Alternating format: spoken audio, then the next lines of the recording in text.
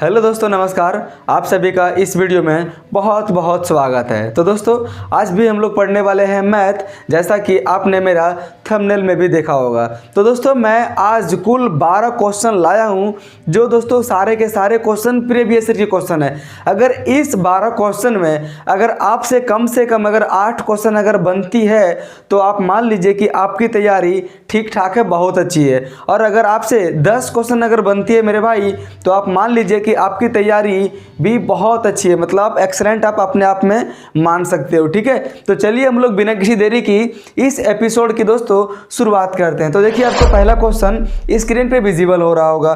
पहला क्वेश्चन है, हिमांशी ने एक टी शर्ट इसके अंकित मूल्य से 20% छूट पर खरीदा। ठीक है, क्या हुआ? जो हिमांशी है वो एक टी शर्ट है, वो इसके अंकित मूल्य से 20% की छूट पे खरीदा। दोस्तों, छूट कितना है? 20%। हम दोस्तों 20% का इसका हम फ्रैक्शनल वैल्यू निकाल लेते हैं। तो 20% का फ्रैक्शनल वैल्यू कितना होता है? 20/100, मतलब कि 1/5। अगर मान के चलिए कि अगर कोई भी अगर जैसे अगर एक है दोस्तों सीपी और अगर एमपी है, ठीक है, क्या बोलता है? इसके अंकित मूल्य से 20% की छूट पर खरीदा। मान के चलिए अगर अंकित मूल्य अगर 5 है, उसमें इसे 1 रुपये का छूट दिया गया, इसका मतलब इसका सीपी कितना हो गया? 4 हो गया। ठीक है, अब क्वेश्चन में क्या बोलता है? परंतु इसे अंकित मूल्य पर बेच दिया। ठीक है, लेकिन वो बेचता किस पे?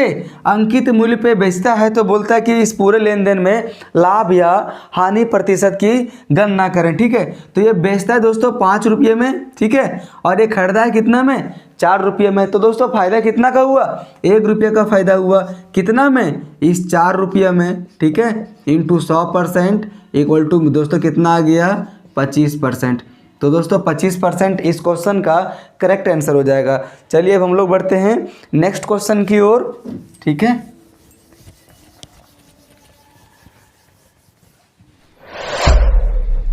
देखिए दोस्तों, नेक्स्ट क्वेश्चन है कि दो व्यक्तियों की आय का अनुपात 7:5 है और उनके संगत व्ययों का अनुपात 9:7 है। यदि वे क्रमशः 1700 रुपये और 1100 रुपये की बचत करते हैं, तो प्रत्येक व्यक्ति की संगत आय ज्ञात करें। दोस्तों, मैं इस क्वेश्चन को आपको एक ट्रिक भी मैं बताऊंगा, जो आप ऑप्शन के साथ आप ऐसे जरूर खेलिएगा एग्जाम में। दोस्तों, एक क्वेश्चन मुश्किल से मुश्किल 4 से 5 सेकेंड का भी नहीं है।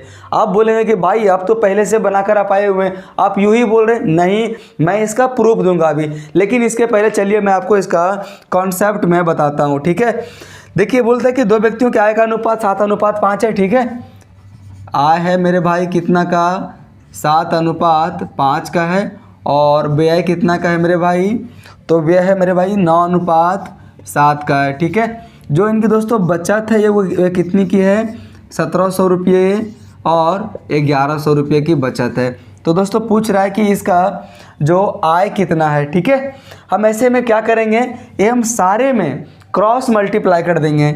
यहाँ से यहाँ करेंगे क्रॉस मल्टीप्लाई, और इनसे हम कर देंगे क्रॉस मल्टीप्लाई। देखिए 7 सतह कितना होता है? 49, और 9 पाँचे कितना होता है दोस्तों? 45। अब इस 1700 को गुना करेंगे 7 में, तो 17 सतह 119 हो जाएगा मेरे भाई, और 2 जीरो का 2 जीरो, और यहाँ पे 11 9 99 और 2 जीरो का 2 जीरो। अब हम फाइनल क्या करेंगे? यहाँ पे हम इसका दोस्तों डिफरेंस ले लेंगे, और हम यहाँ भी डिफरेंस ले लेंगे। तो दोस्तों 49 और 45 के बीच में कितना का डिफरेंस आपको नज़र आ रहा है? 4 का। और यहाँ पे आपको कितना का डिफरेंस नज़र आ रहा है? 11,900 और 9,900 में 2,000 का डिफरेंस आ रहा है। इसका मतलब हो गया दोस्तों, इस 4 का वैल्यू कितना हो गया? 2,000 रुपया हो गया। तो एक का वैल्यू कितना हो जाएगा? 500 रुपये हो जाएगा। ठीक है, अब पूछ रहा है कि ए की आय कितना है? तो हम इस 500 को मल्टीप्लाई कर देंगे 7 में, इससे दोस्तों मेरा निकल जाएगा ए का, और बी का आय निकालने के लिए इस 500 को मल्टीप्लाई कर देंगे 5 में। ठीक है, तो बी इक्वल टू 500 इंटू 5 कितना आ गया? 2500। अरे कितना आ गया मेरे भाई? 3500। तो ऐसा आपको कौन सा ऑप्शन में दोस्तों दिखाई दे रहा है? ऑप्शन नंबर डी में। चलिए, इससे दोस्तों इस कॉन्सेप्ट को बताने से पहले मैंने आपसे एक चीज़ का वादा किया था कि आप इस क्वेश्चन को 4 से 5 सेकंड के अंदर ही बना लीजिएगा। वो आप कैसे बनाइएगा? देखिए अब इस क्वेश्चन को ध्यान से। ठीक है, बोल रहा है दोस्तों कि प्रत्येक व्यक्ति की संगत आय को ज्ञात कीजिए। दोस्तों जो इसका आय का रेशियो कितना दिया हुआ है, 7:5 दिया हुआ है। देखिएगा अगर आप ऑप्शन नंबर ए में कितना है 5,000 और 5,000 रुपया है, क्या वो 5,000 रुपया ये 7 का मल्टीप्लाई है क्या? बिल्कुल भी नहीं है। तो ऑप्शन नंबर ए मेरा कट गया कि नहीं कट गया। इसी तरह से ऑप्शन नंबर बी का 4500 है, वो दोस्तों 7 का मल्टीप्लाई नहीं हो रहा है, मतलब ये दोस्तों 7 का मल्टीपल बिल्कुल भी नहीं है। इसी प्रकार से दोस्तों ऑप्शन नंबर सी जो 5500 है वो दोस्तों 7 का मल्टीपल नहीं है। अब एकमात्र जो ऑप्शन बच गया मेरे भाई ऑप्शन नंबर डी 3500 है जो 7 का मल्टीपल है। इस तरह से दोस्तों मेरा बिना बनाए हुए बाई ऑप्शन, क्या आपने इस क्वेश्चन को नहीं बना लिया? तो चलिए हम लोग बढ़ते हैं नेक्स्ट क्वेश्चन की ओर। ठीक है दोस्तों, थोड़ी सी बैकग्राउंड म्यूजिक आपके यहाँ थोड़ा सा सुनाई दे रहा होगा, शादी है बगल में तो साउंड थोड़ी अभी आ रही है। अभी कुछ देर के पहले साउंड और भी ज़्यादा तेज़ था। ठीक है दोस्तों नेक्स्ट क्वेश्चन है कि एक कक्षा में लड़कियों और लड़कों का अनुपात, ठीक है, अगर ये दोस्तों गर्ल्स और अगर ये है बॉयज़, तो दोस्तों इसका अनुपात कितना हुआ है? 13:12 है। ठीक है, इसमें बोल रहा है कि लड़कियों का प्रतिशत ज्ञात करें। तो दोस्तों लड़कियों का कितना है? नंबर 13 है। कितना में? टोटल 25 में से, और प्रतिशत निकालने के लिए 100%, तो 25 चौक 100 यानी कि 13 चौके 52%। इस क्वेश्चन का करेक्ट आंसर हो जाएगा। ये दोस्तों काफ़ी इजी क्वेश्चन था जो प्रीवियस ईयर में पूछा गया है, तो सोचा कि मैंने क्यों ना इसे भी ले लें। ठीक है, बोल रहे हैं दोस्तों कि 2 अंकों की एक संख्या के अंकों का योग 10 है। ठीक है, 2 अंकों की एक संख्या है जिसके अंकों का योग 10 है। यदि अंक आपस में बदल दिए जाए तो संख्या में 54 की कमी हो जाती है, तो नई संख्या ज्ञात कीजिए। दोस्तों आप ऐसे क्वेश्चनों को ऑप्शन के साथ जरूर खेलिएगा। ठीक है, देखिए अगर हम आते हैं ऑप्शन में, तो दोस्तों पहला ऑप्शन आपको दिख रहा है 73, ये दोनों दोस्तों 7 और 3 10 हो जा रहा है। ऑप्शन नंबर बी 28, तो 2 और 8 10 हो जा रहा है। ऑप्शन नंबर सी दोस्तों 82, 8 और 2, ये भी दोस्तों 10 हो जा रहा है। और ऑप्शन नंबर डी भी के अंकों के संख्या का योग कितना है? तो 10 है। मतलब एक मेरा कॉन्सेप्ट यहाँ से क्लियर नहीं हुआ कि कौन सा ऑप्शन इसका सही आंसर होगा। चलिए अब हम लोग बढ़ते हैं दूसरे कंडीशन की ओर। ठीक है, क्या बोलता है कि यदि अंक आपस में बदल दिए जाए, अगर हम आते हैं ऑप्शन नंबर ए में, कितना दोस्तों 73, अगर हम इसके अंक को बदल देंगे कितना हो जाएगा? 37। तो दोस्तों कितना का कमी होगा? तो 13 में से 7 तो 6, और यहाँ पे कितना बच गया? 6 में से 3 तो 3, 36 का कमी हो रहा है। जबकि कमी कितना का होने के लिए बोल रहा है? तो 54 का। तो इस प्रकार से मेरा ऑप्शन नंबर ए गया काम से। आते हैं ऑप्शन नंबर बी में। ठीक है, ऑप्शन नंबर बी कितना दोस्तों? 28। अगर हम इसके बदल देते हैं, ठीक है, तो कितना हो जाएगा? 82 हो जाएगा। क्या बोल रहा है? तो संख्या में 54 की कमी हो जाती है। ठीक है, अगर दोस्तों 28 से 82 हो रहा है, तो दोस्तों 54 का कमी कहाँ होगा? ये तो दोस्तों बढ़ ही रहा है ना। तो मेरा ऑप्शन नंबर बी भी गया काम से। हम आते हैं ऑप्शन नंबर सी में। ऑप्शन नंबर दोस्तों सी कितना है? 82। अगर हम इसके अंकों को पलट दें तो दोस्तों कितना आ जाएगा? 28। चलिए अब हम देख लेते हैं कि इसका अंतर कितना आ रहा है। तो 12 में से 8 तो 4, और 7 में से 2 तो 5। दोस्तों मेरा इसमें सेकेंड कंडीशन भी वेरीफाई हो गया। तो इसका मेरा आंसर क्या हो जाएगा? ऑप्शन नंबर सी इस क्वेश्चन का दोस्तों करेक्ट आंसर हो जाएगा। ठीक है, चलिए हम लोग बढ़ते हैं नेक्स्ट क्वेश्चन की ओर। दोस्तों हम लोग ज़्यादा समय को ना गवाएंगे क्लास में। ठीक है, बोल रहे दोस्तों एक दुकानदार के पास, देखिए कितना बड़ा क्वेश्चन है। क्वेश्चन तो आपको देखने में तो बड़ा लग ही रहा होगा, लेकिन क्वेश्चन कितना ज़्यादा इजी है अभी आपको समझ में आ जाएगा। देखिए क्या बोल रहा है, एक दुकानदार के पास एक डिब्बे में 50 लीटर तेल है। कितना लीटर तेल है? तो 50 लीटर तेल है। ठीक है, और दूसरे डिब्बे में 35 लीटर तेल है। दूसरे डिब्बे में मेरे भाई 35 लीटर तेल है। उस अधिकतम आकार के कंटेनर, क्वेश्चन को ध्यान देखिएगा, क्या दिया हुआ है यहाँ पे? अधिकतम आकार, अधिकतम आकार का कंटेनर है। ठीक है, अधिकतम शब्द का यूज किया गया है। आकार के कंटेनर की धारिता ज्ञात कीजिए जिससे किसी भी डिब्बे की तेल की मात्रा को पूर्णतया मापा जा सकता है। इसका मतलब दोस्तों क्वेश्चन में इस 50 लीटर और 35 मतलब 50 और 35 का HCF पूछा है। ठीक है, तो दोस्तों 50 और 35 को डिवाइड करने वाली सबसे बड़ी संख्या क्या आपको नज़र आ रही है? तो 5 ऐसा ही है। मतलब एक मात्र संख्या कितना है? 5 है, जो सबसे बड़ी संख्या है, जो 50 और 35 को दोनों को विभाज्य करेगा। ठीक है, तो इस क्वेश्चन का करेक्ट आंसर क्या हो जाएगा? 5 लीटर का कंटेनर। ठीक है, तो दोस्तों ये काफ़ी ज़्यादा इजी क्वेश्चन था, लेकिन लैंग्वेज काफ़ी ज़्यादा दे रखा था। बोल रहे दोस्तों कि दो सह अभाज्य संख्याओं का गुणनफल 117 है, उनका HCF ज्ञात कीजिए। दोस्तों सह अभाज्य संख्या किसे कहा जाता है आपको मालूम है? सह अभाज्य संख्या उन दो संख्याओं के दोस्तों युग्मों को कहा जाता है जिनका HCF 1 हो। जैसे दोस्तों अगर बोल रहा है कि उन दो सह अभाज्य संख्याओं का गुणनफल 117 है, तो दोस्तों संख्या क्या हो सकती है? तो आपको दोस्तों अपने से दिमाग लगाना होगा। ठीक है, अगर एक संख्या दोस्तों 13 होगा और एक संख्या दोस्तों 9 होगा। ठीक है, तो दोस्तों ये दोनों जो संख्या है मेरे भाई, इन दोनों संख्याओं का मल्टीप्लाई 117 हो रहा है, और 13 और 9 को डिवाइड करने वाली सबसे बड़ी संख्या दोस्तों 1 के अलावा और कोई दूसरा संख्या नहीं है। इसी भी प्रकार के मान के चलिए अगर ऐसा भी कोई मल्टीप्लाई दे दे जो आपको मालूम ही नहीं हो, लेकिन अगर वो संख्या सह अभाज्य संख्या है, तो दोस्तों अक्सर हमेशा सह अभाज्य संख्याओं का HCF कितना होता है? 1 होता है। ठीक है, उसका मल्टीप्लाई कुछ भी हो। तो इस क्वेश्चन का करेक्ट आंसर क्या हो जाएगा मेरे भाई? 1। ठीक है, देखिए दोस्तों नेक्स्ट क्वेश्चन ये काफ़ी ज़्यादा लेंथी क्वेश्चन है, काफ़ी ज़्यादा बड़ा क्वेश्चन है, लेकिन ऑप्शन काफ़ी ज़्यादा इजी भी है। बोल रहा है कि A और B क्रमशः 50,000 और 60,000 रुपये का निवेश करके एक साझेदार में प्रवेश करते हैं। X महीनों के बाद C भी 70,000 रुपये का निवेश करके जुड़ जाता है। चलिए हम इसे बनाते हैं। चलिए A है, B है और C है। ठीक है, ये दोस्तों कितना का निवेश करता है? तो 50,000 का निवेश करता है। B दोस्तों 60,000 का निवेश करता है,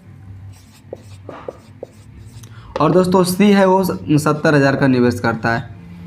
बोल रहा कि 1 वर्ष के अंत में, मतलब A का जो पूंजी है टोटल 12 महीना के लिए निवेशित रहा। देखिए B के साथ एक कंडीशन लगा दिया हुआ, क्या? पहले दोस्तों C के साथ एक कंडीशन लगा दिया कि X महीनों के बाद C A और B के साथ जुड़ता है। मतलब जो C का पूंजी है वो दोस्तों कितने दिनों तक निवेशित रहा? तो 1 साल में, मतलब इस 12 महीना में X को माइनस कर देंगे, उतने दिनों तक C का पूंजी निवेशित रहा। तो टोटल दोस्तों 12 में से X को माइनस कर देंगे। अब दोस्तों B के लिए भी एक कंडीशन लगा रखा। क्या लगा रखा है दोस्तों? वर्ष के अंत से X महीने पहले B भी अपना जितना भी जो पूंजी को निवेश किया था वो इस पूंजी से अपना सारे के सारे पूंजी वापस ले लेता है, मतलब इस साझेदार से निकल जाता है। तो दोस्तों ये जो इनका पूंजी कितने दिनों तक निवेशित रहा? तो टोटल 12 महीना में से X महीना को माइनस कर देंगे, उतने दिनों तक X दोस्तों B का भी पूंजी निवेशित रहा। सबसे पहले हम क्या करेंगे? इन चारों जीरो को सभी में काट देंगे। ठीक है, क्या हो जाएगा? यहाँ पे 12 पचे 60 हो जाएगा, और यहाँ पे दोस्तों 12 छक 72 माइनस 6x हो जाएगा, और यहाँ पे दोस्तों 12 सत्ते 84 माइनस 7x हो जाएगा। ठीक है, अब दोस्तों इनके लाभ का रेशियो कितना दिया हुआ है? तो 20 रेशियो 18 रेशियो और 21 दिया हुआ है। तो दोस्तों x का वैल्यू पूछ रहा है। हम यहाँ में से दोस्तों किसी भी 2 रेशियो को उठाकर ले लेंगे और यहाँ पे x का वैल्यू को निकाल देंगे। चलिए हम कोई भी 2 रेशियो को ले रहे हैं। ठीक है, अगर मान के चलिए ले रहे हैं दोस्तों, तो एक का ले रहे हैं 60, तो दोस्तों दूसरा का हम कितना लेंगे? 72 माइनस 6x। ये दोस्तों A और B को ले ली। आप B और C को भी ले सकते हैं, कोई दिक्कत वाली बात नहीं है। ठीक है, और दोस्तों इसका लाभ का रेशियो कितना हुआ है? तो 20/18 हुआ इसका लाभ का रेशियो। चलिए क्यों ना हम इसे पहले काट देते हैं। ठीक है, अब यहाँ पे दोस्तों अगर आप देखिएगा तो ये दोस्तों 10 बार में कटेगा और ये 9 बार में कटेगा। 6 9 में कितना होता है? 54, 540 इक्वल टू दोस्तों कितना जाएगा? 720 माइनस 60x। ठीक है, अब दोस्तों अब यहाँ पे देख लीजिएगा, इस अगर 60x को हम इधर ले आएंगे और अगर 540 को अगर हम उधर भेज देंगे तो मेरा भाई 60x का वैल्यू कितना आ जाएगा, 720 माइनस 540, तो 60 और 20 80 और 40 120 हो जाएगा। ठीक है, कितना हो जाएगा, 720 में से 540 को अगर माइनस करेंगे तो 0, 12 में से 4 तो 8 और 6 में से 5 तो 1, 180 आ जाएगा मेरे भाई, 180 आ जाएगा। तो x का वैल्यू कितना आ गया, 3, 60 दिया 180। इसका मतलब समझ में आ गया कि जो c है वो दोस्तों 3 महीनों के बाद जुड़ा। ठीक है, क्वेश्चन क्या है, x महीनों के बाद c भी 70,000 रुपये के निवेश करके जुड़ा, मतलब 3 महीनों के बाद जुड़ा।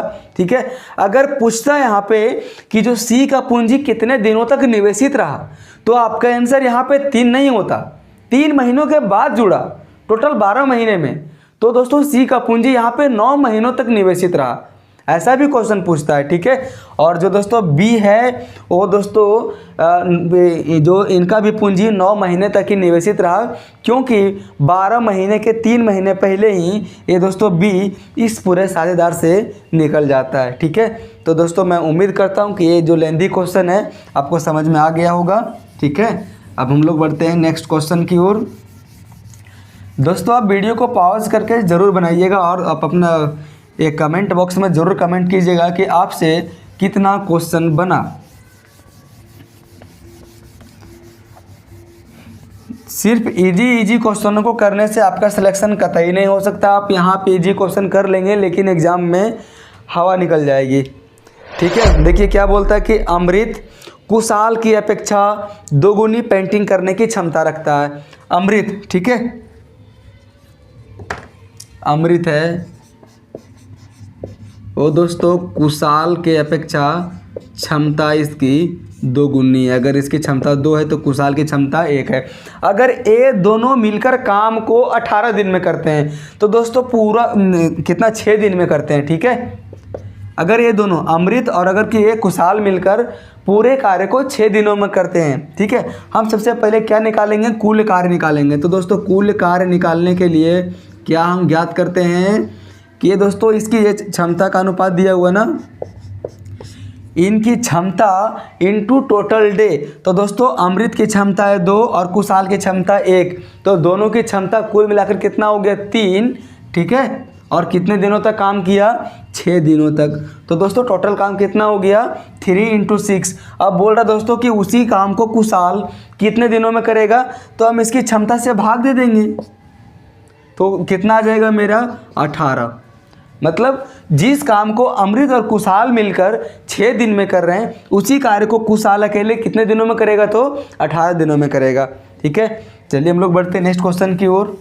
ज़्यादा हम लोग समय को ना गवाते हुए सीधा क्वेश्चन पे अटैक करना है हम लोग को। देखिए नेक्स्ट क्वेश्चन है दोस्तों एलिगेशन और मिक्सर का।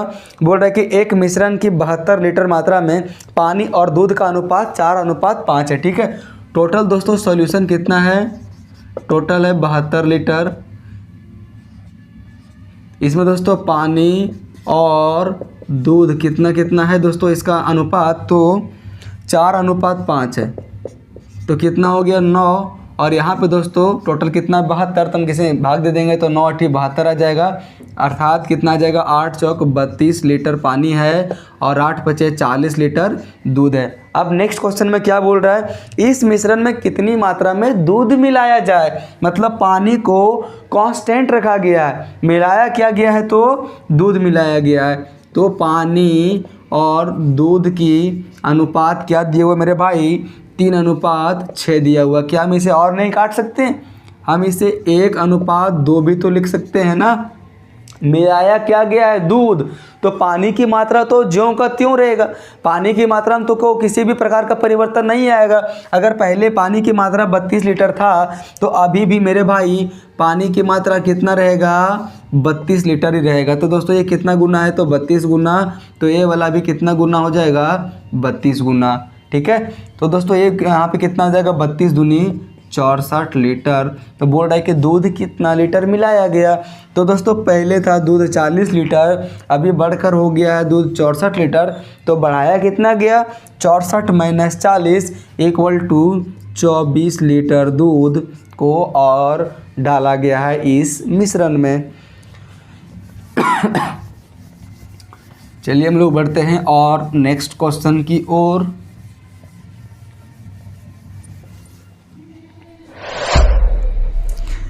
आवाज़ काफ़ी ज़्यादा आ रही होगी। बोल रहे दोस्तों, साथी ने एक बैंक में 825 रुपये जमा किए जिसने 8% वार्षिक साधारण ब्याज का वादा किया था। यदि साथी बैंक में 5 साल तक पैसा रखती है तो वह इस पर कितना ब्याज अर्जित करती है। ठीक है, टोटल दोस्तों पैसा कितना है, 825 रुपया। ठीक है, PRT वाला लगा लेंगे फॉर्मूला हम लोग यहाँ पे। और दोस्तों 8% के हिसाब से कितना सालों तक अपना मूलधन को बैंक में जमा रखती है, तो 5 वर्षों तक। तो 8 × 5 वर्षों तक हो गया और बट्टे में दोस्तों 100 कर देंगे। PRT बटा 100 हो गया ना। चलिए अब हम इसे काट लेते हैं। क्या हो जाएगा यहाँ पे दोस्तों, 8 × 5 = 40 यानी कि 20 दूनी 40, 20 × 5 = 100। 5 से कितना बार में कटेगा यहाँ पे, 5 × 1 = 5, फिर 3 × 5 = 30, फिर 5 × 25। अब 165 दूनी दोस्तों कितना हो जाएगा, 200 और 130 मतलब 330 रुपया हो जाएगा। तो 330 रुपया इस क्वेश्चन का करेक्ट आंसर हो जाएगा, जो आपको ऑप्शन नंबर बी में दिखाई दे रहा होगा। चलिए हम लोग बढ़ते हैं और नेक्स्ट अगले क्वेश्चन की ओर।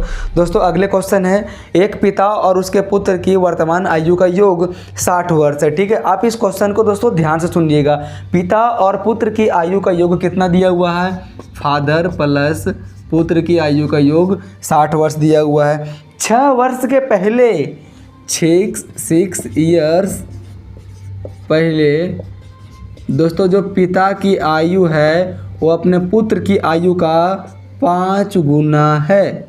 तो दोस्तों यहाँ पे आयु दिया हुआ, वर्तमान का डाटा दिया हुआ 6 वर्ष का पहले का, तो हमको इसे भी 6 वर्ष के पहले के रूप में ही लाना होगा। तो दोस्तों अगर अभी वर्तमान आयु पिता और पुत्र का है 60 वर्ष, तो 6 वर्ष के पहले कितना होगा इन दोनों का आयु का योग, तो 6 वर्ष हम इससे माइनस करेंगे, 6 वर्ष हम पुत्र से भी माइनस करेंगे, तो 6 और 6 12 वर्ष माइनस करेंगे, तो इस 60 में से 12 वर्ष माइनस करेंगे तो कितना आ जाएगा, 48 वर्ष आ जाएगा। हम ऐसा कह सकते हैं कि पिता और पुत्र की 6 वर्ष के पहले दोनों की आयु का योग कितना था, 48 था। और यहाँ पे दोस्तों रेशियो में कितना दिया हुआ योग, 6। इस 48 को 6 से भाग दे देंगे, कितना आ जाएगा 8। इस 8 को मल्टीप्लाई कर देंगे यहाँ, तो दोस्तों 8 × 5 कितना हो गया, 40 और 8 × 8 मतलब पिता की आयु 6 वर्ष के पहले 40 वर्ष था और दोस्तों पुत्र का आयु 6 वर्ष के पहले कितना था, तो 8 वर्ष। हम अभी निकाल लेते हैं इसकी वर्तमान आयु कितना होगा, तो 40 और 6 46 वर्ष हो जाएगा वर्तमान आयु। और यहाँ पे दोस्तों कितना आ जाएगा, तो 8 और 6 14 वर्ष हो जाएगा, है ना। अब पूछ रहा है कि 6 वर्ष के बाद पुत्र की आयु कितनी होगी, तो 14 + 6 = 20 वर्ष। तो 20 वर्ष इस क्वेश्चन का करेक्ट आंसर हो जाएगा। आपको लैंग्वेज पर विशेष ध्यान देना इस क्वेश्चन पे कि क्वेश्चन कहना क्या चाह रहा, नहीं तो एज की क्वेश्चन में फंस जाइएगा। क्वेश्चन कितना भी इजी रहे या हार्ड रहे, लैंग्वेज में एज वाला क्वेश्चन फंसा देता है भाई।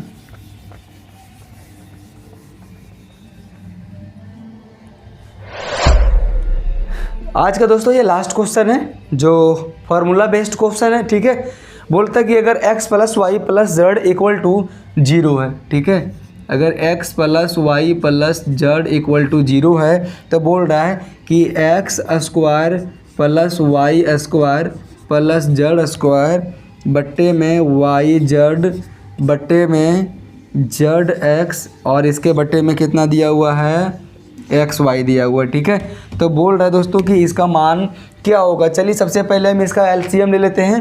yz zx और xy का एलसीएम क्या आएगा मेरे भाई, xyz आएगा। इतना तो आप सभी को कम से कम आता होगा। ठीक है, अब यहाँ पे दोस्तों देखिएगा y और z तो मिल गया, बच गया क्या, x। इस x² में अगर x का मल्टीप्लाई कर देंगे क्या आ जाएगा, x³ आ जाएगा, प्लस है प्लस दे देंगे, है ना। इस देखिए अब यहाँ पे zx तो और zx मिल गया, क्या बच गया यहाँ पे y, तो y² में y को गुना कर देंगे क्या आ जाएगा, y³। इसी प्रकार से यहाँ पे क्या आ जाएगा, z³। अब दोस्तों यहाँ से एक फार्मूला रेज हो गया, x³ + y³ + z³। आप सभी को दोस्तों मालूम होगा कि अगर a + b + c का वैल्यू अगर 0 होता है तो दोस्तों x cube plus y cube plus z cube का वैल्यू आ जाता है 3xyz। ठीक है, कैसे होगा चलिए हम इस चीज़ को बताते हैं फॉर्मूला के माध्यम से। दोस्तों x cube plus y cube plus z cube का फॉर्मूला होता है a plus b plus c into minus a b minus b c minus c a plus 3abc। अब दोस्तों अगर a plus b plus c का value अगर 0 दे दिया है, अगर a plus b plus c का वैल्यू 0 दे दिया है, अगर हम यहाँ पे दोस्तों इसको कर देंगे 0, अब इस 0 का मल्टीप्लाई अगर हम यहाँ में दोस्तों करेंगे तो पूरा का वैल्यू क्या आ जाएगा, पूरा का मान क्या आ जाएगा 0। अब मेरा बच जाएगा क्या फाइनली प्लस 3abc। तो दोस्तों हम ऐसा कह सकते हैं कि अगर a plus b plus c का वैल्यू अगर 0 है तो दोस्तों x cube plus y cube plus z cube का वैल्यू क्या आ जाएगा, तो ओनली प्लस 3abc। तो दोस्तों यहाँ भी दे दिया हुआ है कि x plus y plus z का वैल्यू 0 है और यहाँ पे फिर फॉर्मूला आ गया ही वाला। तो हम यहाँ पे ऐसा लिख सकते हैं ना कि 3xyz लिख सकते हैं ना, और बट्टे में xyz लिख देंगे। इस xyz से xyz कट गया, बच गया क्या 3। तो दोस्तों इस क्वेश्चन का करेक्ट आंसर हो जाएगा 3। मैं दोस्तों उम्मीद करता हूं कि आपको ये सेशन काफ़ी ज़्यादा मज़ा आया होगा और आपने इस सेशन में कितने क्वेश्चन को बनाने का प्रयास किया आप दोस्तों ज़रूर कमेंट बॉक्स में कमेंट कीजिएगा। ठीक है, और अगर आपने प्रयास नहीं भी किया फिर भी आप मेरे भाई कमेंट ज़रूर कीजिएगा। ठीक है, बाकी दोस्तों अगर आपको वीडियो अच्छा लगा होगा तो वीडियो को लाइक कर दीजिएगा और चैनल को सब्सक्राइब करना कभी नहीं भूलिएगा। ठीक है, तो चलिए हम लोग यहीं पे एंड करते हैं। Thank you.